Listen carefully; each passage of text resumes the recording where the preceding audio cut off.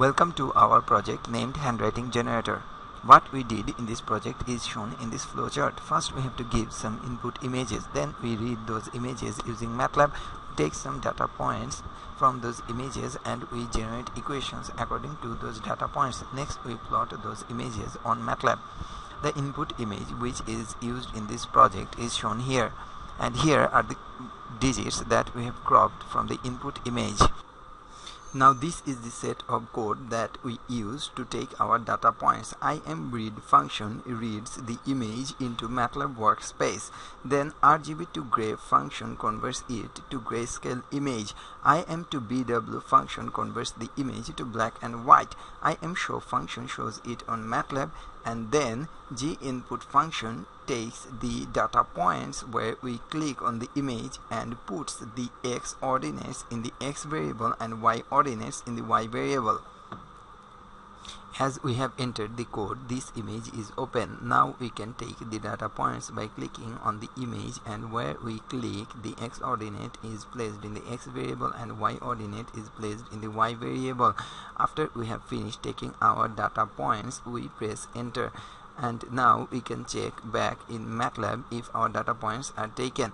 We can see what is placed in the x variable and what is in the y variable. So we see that the data points are taken.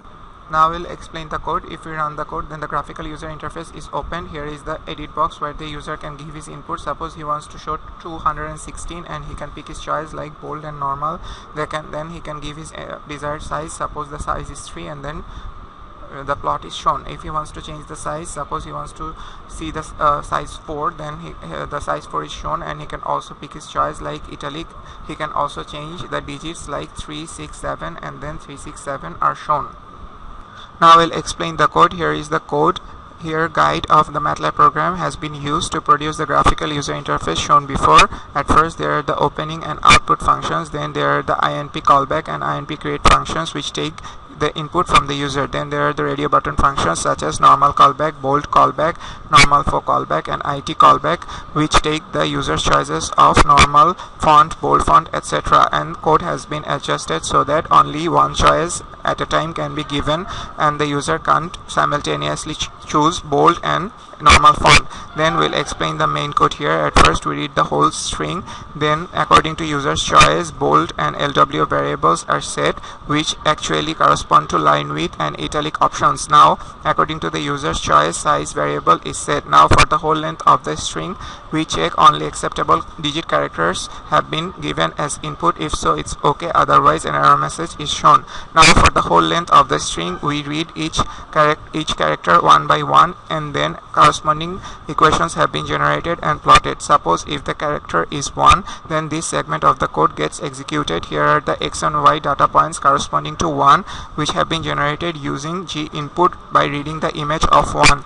Now x and y data points here are adjusted according to the position of the character. Now if the user chooses italic option, then the x data points have been again readjusted. Then x and y data points are readjusted according to the size given by the user. Now we use the x and y data points to produce the equations of x and y in terms of the parameter t using lag function, which is the normal Lagrange function.